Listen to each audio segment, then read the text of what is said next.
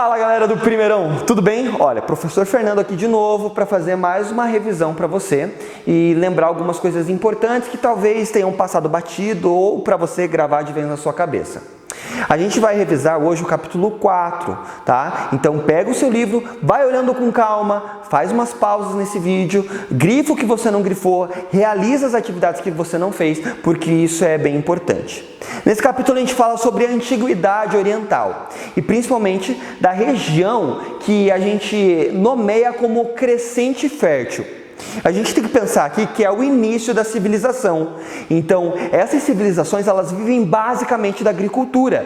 E para praticar agricultura, a gente precisa de um elemento que é fundamental, que é a presença de rios. Porque sem ter uma terra irrigada e sem água para cuidar dessas plantações, não tem como praticar a agricultura.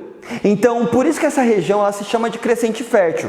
Começa ali no Egito com o rio Nilo e vai até a região da Mesopotâmia, onde hoje ali é o atual Iraque, Palestina, onde a gente tem a presença de dois rios muito importantes, que será o rio Tigre e o rio Eufrates. Então, guardou isso na sua cabeça? Inclusive, o próprio nome Mesopotâmia significa isso, terra entre rios, então não tem como errar. Mesopotâmia significa terra entre rios, fica entre o rio Tigre e o rio Eufrates, crescente fértil, porque é uma região que vive basicamente da agricultura e tem os elementos principais para que se pratique isso. Guardou na sua cabeça? Palavras-chave para você.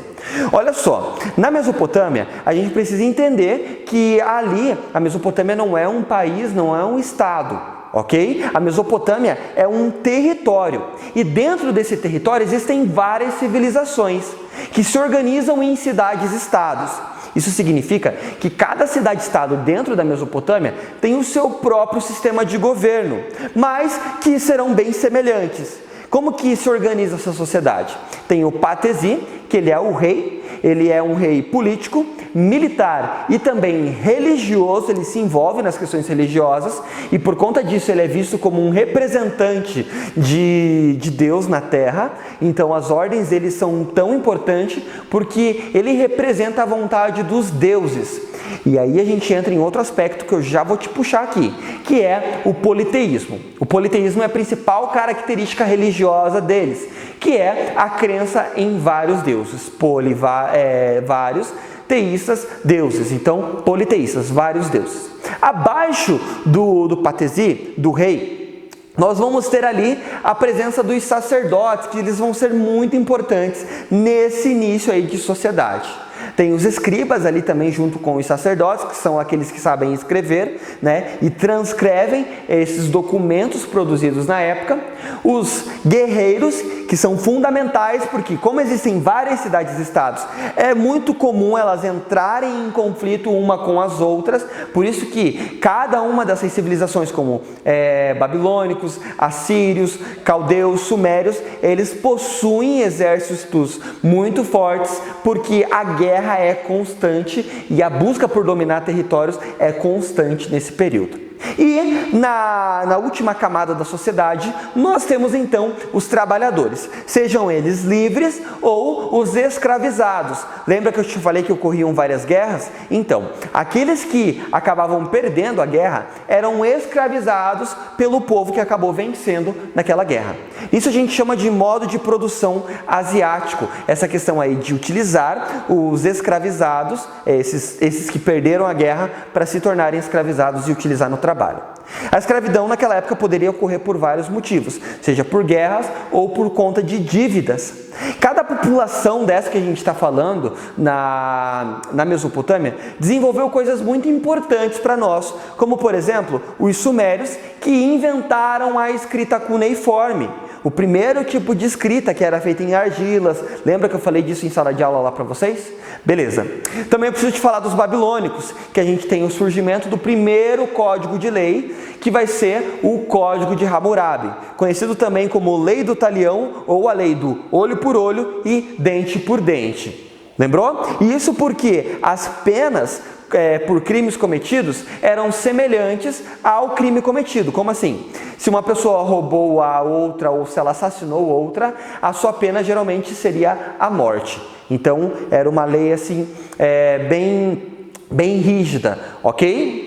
Bom, eu preciso te falar também dos fenícios, que eram grandes navegadores e que inventaram o primeiro alfabeto que eu ensinei para vocês em sala de aula, né? Eles vão desenvolver o comércio e uma interação entre esses povos ali do Crescente Fértil.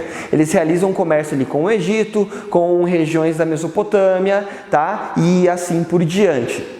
E eu preciso te falar também dos persas, que são os povos ali que vão dominar por um período da história grande parte dessas populações que estão em voltas ali da Mesopotâmia. Aproveitando que a gente tem um tempinho, eu já vou te revisar sobre o Egito também, que é muito semelhante à Mesopotâmia, mas vai ter algumas particularidades. E a principal delas é a figura do faraó. O faraó ele é visto como a encarnação do deus Horus na Terra. Então, ele não é um representante de Deus, mas o faraó ele era visto como um próprio deus na Terra. A organização é muito semelhante, então a gente tem o faraó, né, os sacerdotes, uma nobreza, os escribas, os guerreiros e os trabalhadores, sejam eles livres ou os escravizados. A única diferença ali que a gente tem também entre o Egito e a Mesopotâmia é que o principal rio do Egito vai ser o Nilo. E que para poder trabalhar bem com esse rio, eles vão ter que aprender como que funcionava os ciclos do rio. Por exemplo, de junho a outubro, o rio tinha suas cheias, então não se praticava agricultura. De outubro até fevereiro, era realizado plantações, porque a terra ficava úmida e fértil. E de março ali até a metade do ano, era realizado essas colheitas. Por conta disso, os trabalhadores eles tinham muito tempo nesse período de cheias para se dedicar, por exemplo, às construções. Por isso que nós temos grandes monumentos ali no Egito. O Egito também, que por um tempo era dividido em Alto Egito e Baixo Egito, lembrando que o Alto Egito fica na região sul e o Baixo Egito fica na região norte, por conta da nascente ali que a gente tem, que a nascente do Rio Nilo fica no sul, tá? E a gente tem vários períodos e dinastias de governos lá, que você pode ir pegando e revisando lá. Lembrando para você que uma das que mais marca essa história egípcia é a de Akhenaton, que muda a religião por um tempo de politeísta para monoteísta.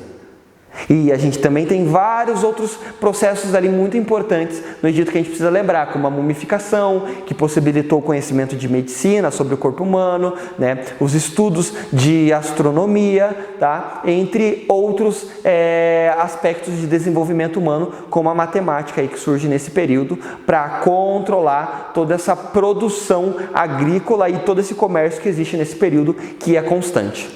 Eu sei que eu falei bem rápido, mas olha lá o seu material, revisa e faz as atividades. Espero que você tenha gostado. Até a próxima!